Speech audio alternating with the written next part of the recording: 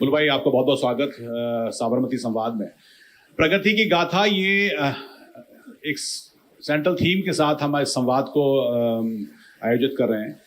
गुजरात की बात होती है तो आमतौर पर दो विचार आते हैं, और खासकर उन लोगों के लिए कि जो बाहर से आते हैं, उनको लगता है कि गुजरात ऑलरेडी एक ऐसा स्टेट है जिसकी चर्चा पूरे देश में पिछले तकरीबन 12-13 साल से जा रही है। गुजरात मॉडल तो हम सभी जानते हैं। सबसे पहले शुरुआत ये है कि ग्रीन एनर्जी, पर्यावरण, इस सब को लेकर, टूरिज्म को लेकर बात हो, लेकिन एक मंत्री के तौर पर जब आपने कार्यभार संभाला तो क्या था सबसे पहले मन? एक ऑलरेडी एक अचीवमेंट था, उसको कहाँ तक ले जाना है, एक लेगेसी को कितना आगे बढ़ाने की चुनौती थी, थोड़ी सी घबराहट थी, या था कि कुछ अच्छा करेंगे?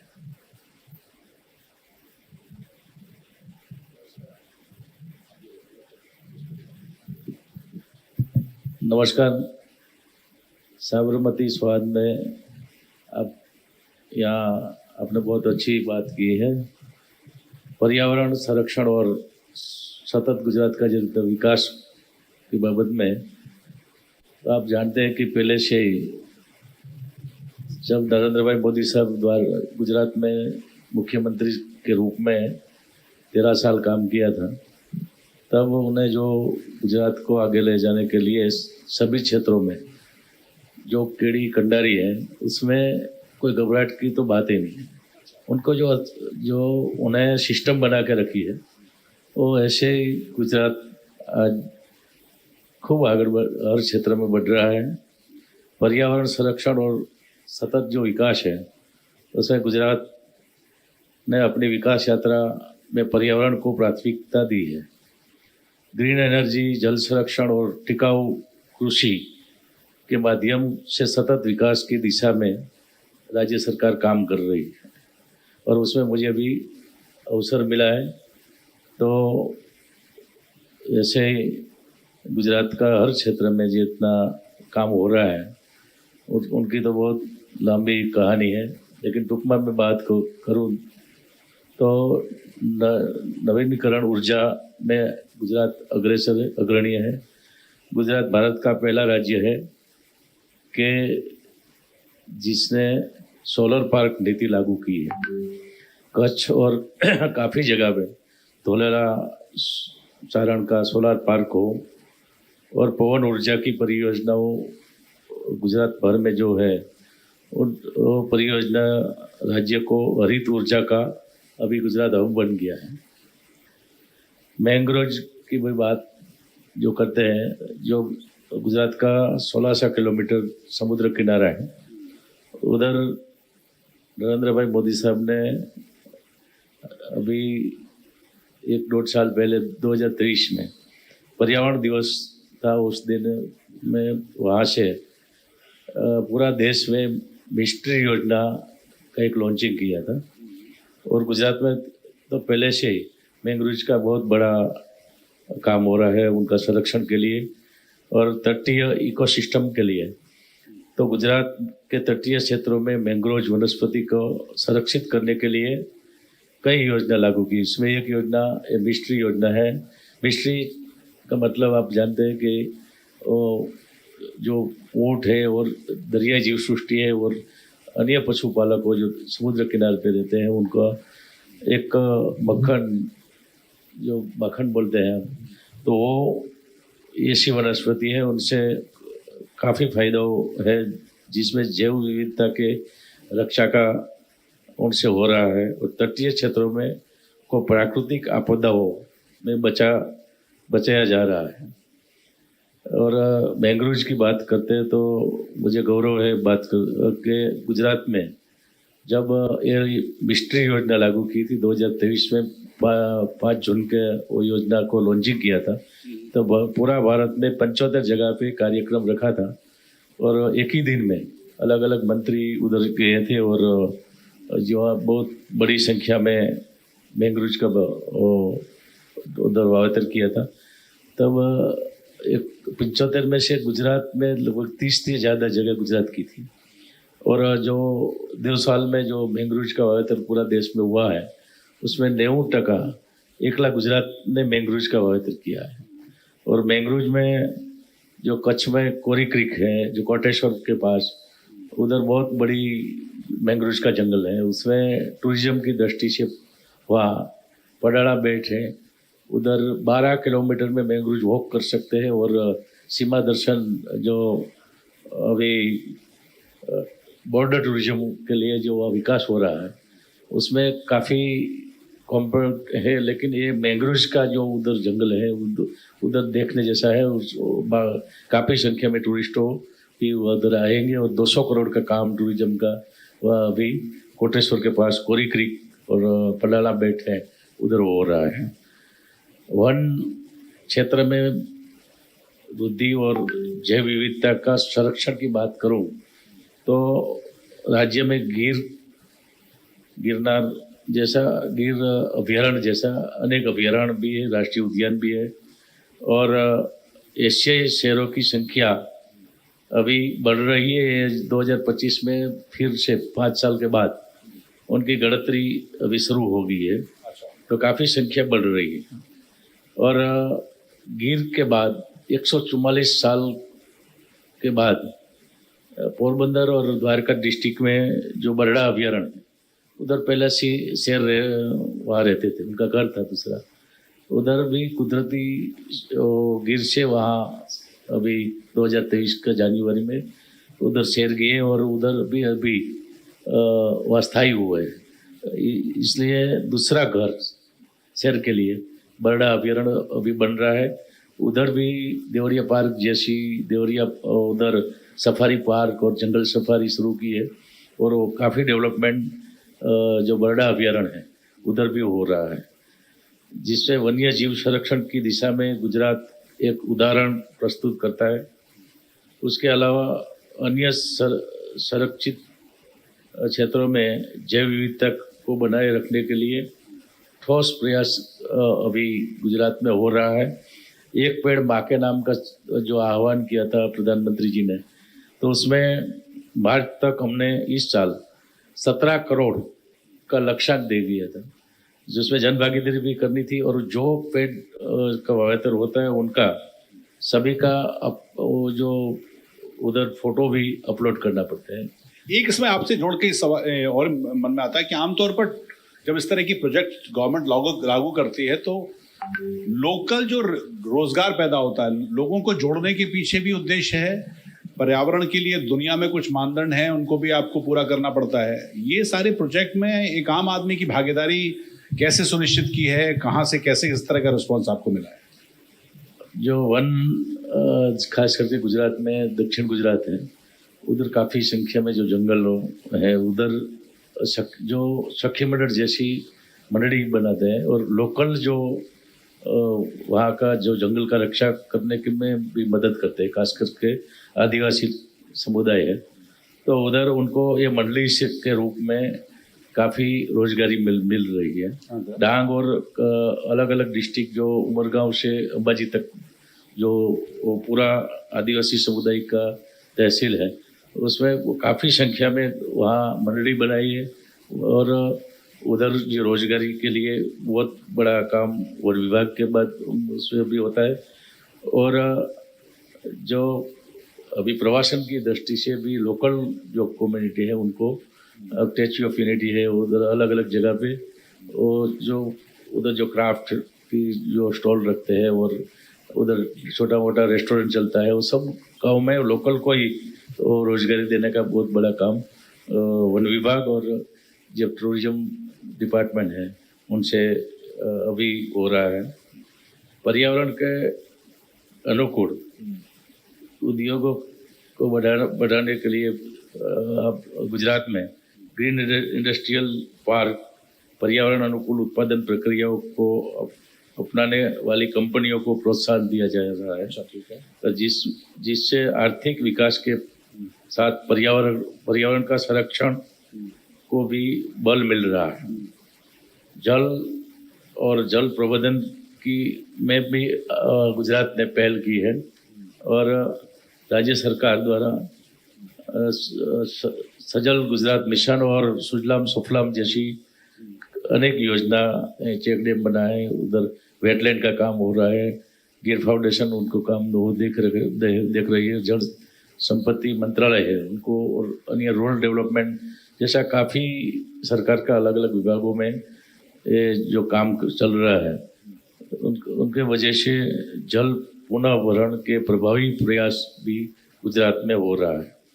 इससे जल उपलब्धि बढ़ी है और खास करके खेत में सुधार हुआ है, इरिगेशन भी बढ़ी है और खेडूत को जो उत्पादन भी बढ़ा है, गुणवत्ता सबर बिजली भी उनको मिल रही है और उनकी आय भी, आवक है वो भी दोगुनी हो गई है। पर्यटन और पर्यावरण का जो संतुलित विकास की बात करूं तो स्टैच्यू ऑफ यूनिटी उनका एक उदाहरण है। इको टूरिज्म को बढ़ावा देकर गुजरात पर्यावरण संवेदनशील पर्यटन का उदाहरण पेश कर रहा है।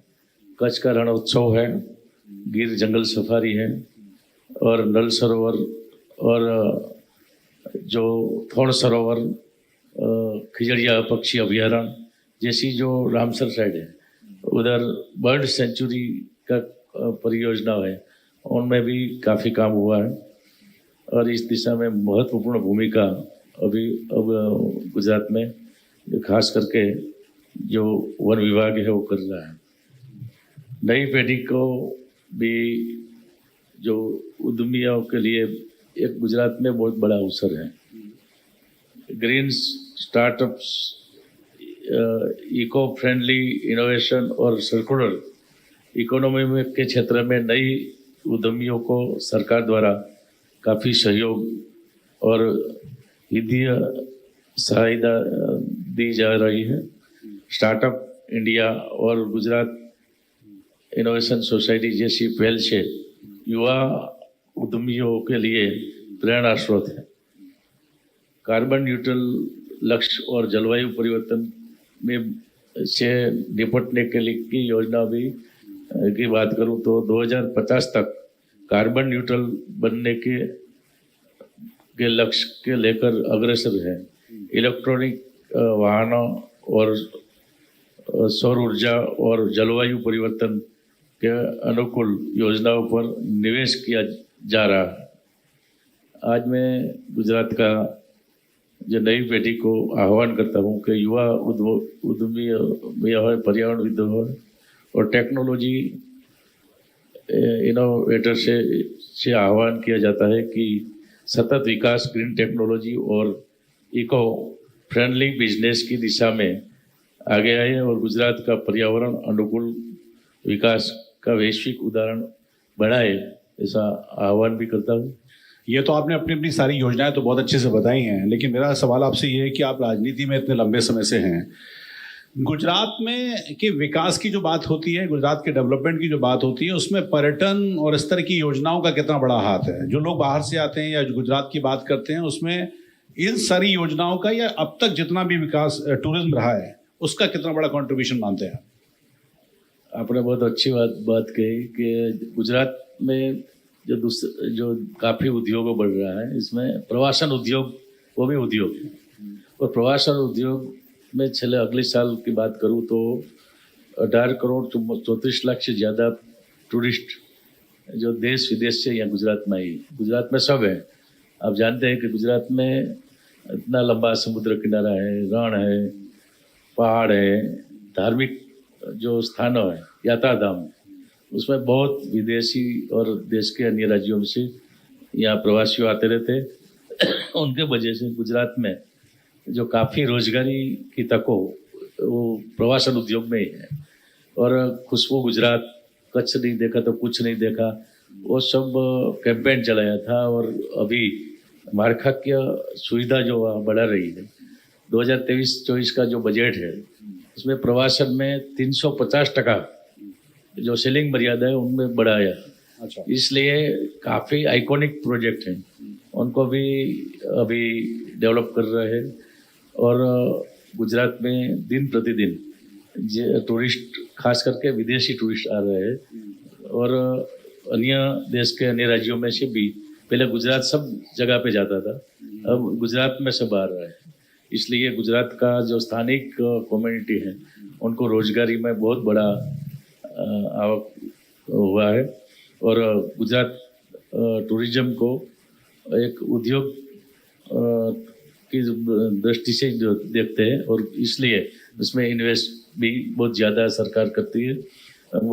इस साल भी 31% बजट को बढ़ाया दिया है, और इस साल भी काफ़ी प्रोजेक्ट हाथ में लिया है गुजरात में एडवेंचर टूरिज्म। और जो डैम्स इतना बहुत उकाई, धरोई, जो बड़ा बड़ा डैम है उधर भी वाटर एक्टिविटी से लेकर काफ़ी एक्टिविटी करने के लिए गुजरात ने पहल किया है। और अभी पूरा देश में जो एसओपी है वाटर एक्टिविटी और एडवेंचर टूरिज्म के लिए, ये गुजरात ने अभी 3-4 महीने पहले ही उनका एसओपी डिक्लेयर कर दिया है। और अच्छी तरह से टूरिज्म की दृष्टि से गुजरात में रोजगारी सबसे ज़्यादा रोजगारी है टूरिज्म में मिलती है। एक सवाल बड़ा मतलब बेसिक सा सवाल है, शायद आप उसके आंकड़े बता पाएं। गुजरात आने वाले लोग पहले कहते थे कि कच्छ जाएंगे, अब ऐसा लगता है कि बाहर के लोग स्टैच्यू ऑफ यूनिटी जाना चाहते हैं। क्या कुछ बदल गया है, या अभी भी एक तरह का कंपटीशन रहता है, नहीं बोले यहाँ भी देखना है यहाँ भी देखना है? एक मंत्री के तौर पर आपकी फीडबैक क्या है कि लोग अब कहाँ जाना ज़्यादा पसंद करते हैं? कितना इम्प्रूवमेंट सरकार ने जो भी कदम उठाए हैं उसमें आया है, और क्या फीडबैक आपको मिलता है? जो कच्छ में धोरडो रणोत्सव है, वो पहले आपको मालूम है 4 दिन का एक उत्सव होता था, अभी 4 महीना का हो गया है। 28 फरवरी तक करते हैं, तो बाद में भी लोग बोलते हैं कि अभी भी 15 दिन उनको बढ़ा दो। और स्टैच्यू ऑफ यूनिटी तो एक बार जो जाते हैं वो काफ़ी लोग को बोलते हैं कि स्टैच्यू ऑफ यूनिटी को जाना ही चाहिए, कि उधर तो जो अलग अलग प्रोजेक्ट किया है। और हर साल सरदार पटेल साहब का जो सबसे विश्व में सबसे बड़ा स्टैच्यू के पास इतना काफ़ी काम उधर हुआ है, जो आरोग्यवन है, और ऐसे काफ़ी जो एक्टिविटी भी होती है। और अभी देसी रजवाड़ा का जो म्यूजियम बन रहा है, और वंदे गुजरात में अभी भी नया गुजरात बना के बाद कितना कितने क्या क्या योगदान दिया है, वो सभी बात उनमें बताई जाएगी। बालवीर का एक प्रोजेक्ट भी उधर अभी शुरू करना है।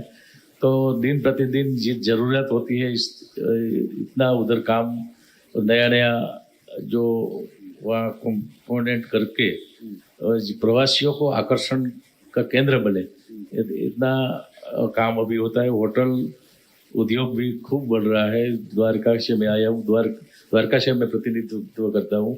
तो द्वारका में एक बार कुछ नहीं था, नहीं बारिश होती थी, कुछ नहीं, खेती भी अच्छी नहीं थी। आज जो वहाँ जो टूरिस्ट आते हैं, और शिवराजपुर बीच का जितना डेवलपमेंट हुआ है, बेट द्वारका में सुदर्शन ब्रिज हुआ है, उनके लिए वजह से उधर अभी इतनी काफ़ी रिसोर्ट होटल है वो कम पड़ती है। तो इतना टूरिस्ट आते हैं, तो इस पूरा द्वारका डिस्ट्रिक्ट और सौराष्ट्र का अन्य जो बीच में पोरबंदर आते हैं, सोमनाथ लोग जाते हैं, तो पूरा सर्किट बनी है, उसमें काफ़ी लोग आते हैं। और अभी कहाँ जाना कहाँ नहीं जाना, उनको पहले कहाँ पसंद करना है, तो सभी जगह इतना एक से एक सुंदर है, तो अच्छी है। तो कि जो उनके लिए स्टैच्यू ऑफ यूनिटी भी बहुत बड़ा अभी टूरिस्ट डेस्टिनेशन बना है, और रण उत्सव भी बना है, और काफ़ी जगह पे वो शासन में भी 50-60 लाख लोग अभी आते हैं। अभी महाशिवरात्रि का गिर में जो भवनाथ है उधर मेला चल रहा है, 22 तारीख से शुरू हुआ है, पूरा 26 तारीख तक है। तो काफ़ी लोग उधर ये मेला में जो आते हैं, तो उनके गवर्नमेंट ने मिनी कुंभ मेला का वो किया है। और सरकार भी, राज्य सरकार उसमें अलग अलग सांस्कृतिक मंत्रालय, तो यातायात मंत्रालय और टूरिज्म मंत्रालय, सभी उनमें कुछ न कुछ वो करके ये उनकी हाइट बढ़े, इतनी उनके लिए काम करते हैं। और टूरिस्ट ये मेला जो होता है अपने गुजरात में अभी तक कितना भी परंपरागत मेला हुआ है, तो उसमें काफ़ी लोग आते रहते हैं, और पूरा गुजरात घूमने जैसा एक आकर्षण का केंद्र अलग अलग जगह पे है।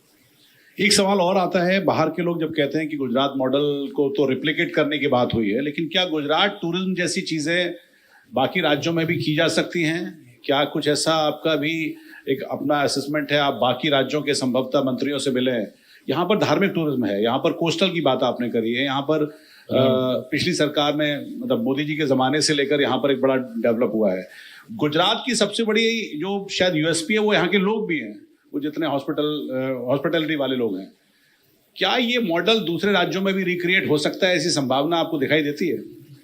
अभी नरेंद्र भाई मोदी साहब के नेतृत्व में पूरा गुजरात में पर्यटन को खूब गुजरात मॉडल है, सभी क्षेत्रों में अन्य राज्यों ने स्वीकारा है। तो इस गुजरात में भी जो जो नई मैंने बताया ऐसा टूरिस्ट स्थलों है, वो देखकर अन्य राज्यों में भी अभी काफ़ी टूरिस्ट की दृष्टि से काम हो रहा है और अन्य राज्यों में भी अच्छा है, वो अपने भी यहाँ करते हैं। तो पूरा देश में एक भारत श्रेष्ठ भारत का जो आदरणीय प्रधानमंत्री जी ने कहा है, तो प्रवासन स्थलों का विकास के लिए खुद प्रधानमंत्री जी होते, जो आपने देखा होगा लक्षद्वीप और अलग अलग, ये द्वारका में भी डूबे हुई द्वारका है, वहाँ स्कूबा ट्रैवल करके प्रधानमंत्री खुद नरेंद्र भाई मोदी साहब खुद गए थे। उनके बाद काफ़ी युवाओं उधर द्वारका में, ये शिवराजपुर बीच डूबी हुई द्वारका है, उधर वो देखने के लिए आते रहते हैं। तो अन्य राज्यों भी अभी यहाँ जो कुछ नया किया है वो इतना वो करते रहते हैं और दूसरे राज्यों में जो अच्छा है वो देखकर अपने हम भी गुजरात में अभी भी टूरिज्म के दृष्टि से उनको काम कर रहे हैं। एक आखिरी सवाल मेरा आपसे ये है कि जो आपने बात किया था कि हम वर्ल्ड के जो स्टैंडर्ड हैं, जैसे मैं कि पर्यावरण को ध्यान में रखेंगे, टूरिज्म के साथ में अक्सर ये होता है कि इसका सामंजस्य, इसका एक बड़ा बैलेंस बिठाना थोड़ा मुश्किल होता है।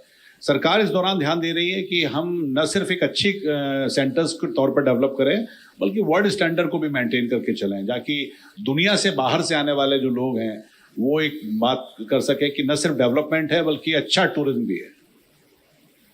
मैं बताया ना, इस दृष्टि से जो पोरबंदर के पास मोकर सागर है, कली डैम है,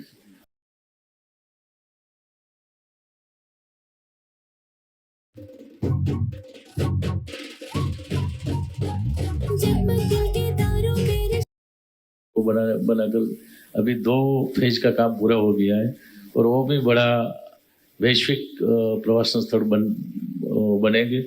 इस क्षेत्र में खास करके विदेश के टूरिस्ट को आकर्षण करने के लिए राज्य सरकार ने अलग अलग जगह पे जो सर्किट भी किया है, स्वामी विवेकानंद सर्किट, बौद्ध सर्किट और अलग अलग जो मुख्य प्रवासन स्थलों है उनका भी सर्किट बनाया है क्षेत्र के भाई। तो ये सभी के लिए अभी गुजरात का टूरिज्म क्षेत्र में ये अपना गुजरात का, देश का और विदेश का टूरिस्टों के लिए भी खूब अच्छा, ये जो स्टैच्यू ऑफ यूनिटी है ये उस प्रकार से अभी काफ़ी स्थलों को विकास करने जा रहा है।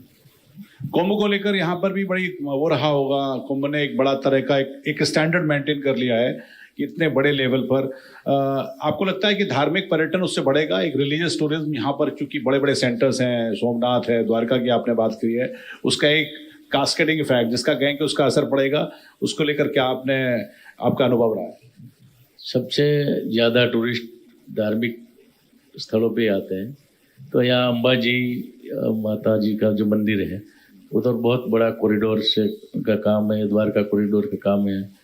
यात्राधाम द्वारका, अंबाजी, सोमनाथ और पावागढ़ में भी अभी काफ़ी संख्या में लोग प्रवासियों जो यात्री को है वो आते हैं। तो धार्मिक दृष्टि से जो प्रवासन छोटा मोटा सब सेंटर, डाकोर है, शामड़ाजी है, सभी जगह पे लाइट एंड साउंड शो के लेकर उनका आसपास का जो नाना स्थल है, जो छोटा स्थल है, उनको भी विकास करने के लिए हमने एक सर्किट बनाया है। जो सोमनाथ जाएंगे तो सोमनाथ के पास क्या है, तो भालका तीर्थ है, त्रिवेणी संगम है, उधर तुलसी श्याम है, श्रीबाई मंदिर आश्रम है, जमजीर धोध है, गिर अभ्यारण्य के आसपास वो सब 2-3-4 दिन रुकते हैं उधर। ये प्रकार से द्वारका के पास भी, अंबाजी के पास, पावागढ़ जो महाकाली का मंदिर है वहाँ भी, चोटीला और सभी जगह पे आसपास का स्थल है उनको भी विकास करने का शुरू किया है। छोटा मोटा 350 से ज़्यादा मंदिरों का विकास करने के लिए यात्राधाम विकास बोर्ड और प्रवासन डिपार्टमेंट और सांस्कृतिक विभाग जो हेरिटेज साइड है वो साइड का भी धोलावीरा है और अलग अलग देवनी बोरी है। इतना वो जो अलग अलग स्थलों है उनको भी विकास करने के लिए जो पुरातत्व डिपार्टमेंट है ये वो भी मेरे पास है, कल्चरल के नीचे याद है। तो सभी में वो काम करके जो पुराना हेरिटेज साइड है उनको भी रिस्टोरेशन ऊपरकोट अभी किया है जूनागढ़ के पास। सर टूरिज्म डिपार्टमेंट ने 75 करोड़ से ज़्यादा रकम उनको दिया और वो पूरा रिस्टोरेशन उधर हुआ तो काफ़ी संख्या उधर ऊपरकोट देखने के लिए जो भवनाथ आते हैं वो सब वहाँ भी जाते हैं। एक चलते चलते एक आखिरी सवाल कि जो साबरमती संवाद में आप आए हैं, अगले साल भी हम साबरमती संवाद यहाँ करें। एक ऐसा कोई चीज़ जो कि पर्यटक खासकर यहाँ पर आता है जो आज नहीं है अगले साल देखने को मिलेगा, सरकार की योजना के तौर पर, एक मंत्री के तौर पर आप क्या कुछ आश्वासन देना चाहेंगे कि हम इस दिशा में काम कर रहे हैं, हो सकता है कि अगले कुछ महीने या साल में इस देश की जनता को यहाँ देखने को मिलेगा? गुजरात में अतिथि देवो भव, वसुधैव कुटुंबकम जो बात होती है, मेहमान गति तो गुजरात की है।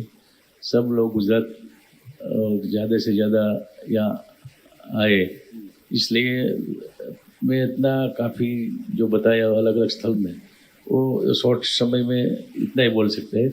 लेकिन गुजरात टूरिज्म की दृष्टि से, धार्मिक दृष्टि से जो काम हो रहा है और पूरा गुजरात में अलग अलग व्यापार की दृष्टि से भी बहुत ज़्यादा लोग यहाँ आते हैं। तो गुजरात में जो जितना अभी ये सभी स्थलों में काफ़ी लोग बाहर से आते हैं तो उनके लिए पूरा इंफ्रास्ट्रक्चर, रोड कनेक्टिविटी, अभी प्रवासन का स्थलों के लिए 2700 करोड़ का बजट इस बार दिया है।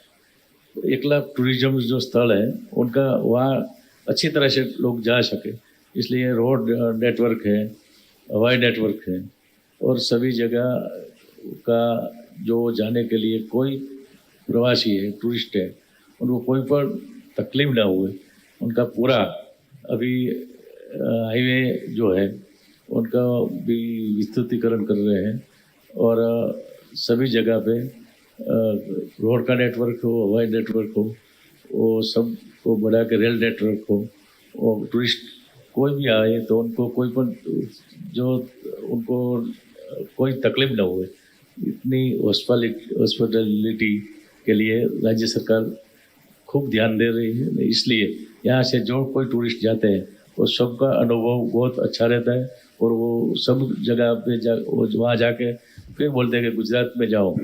इसलिए गुजरात का टूरिज्म उद्योग खूब बढ़ रहा है।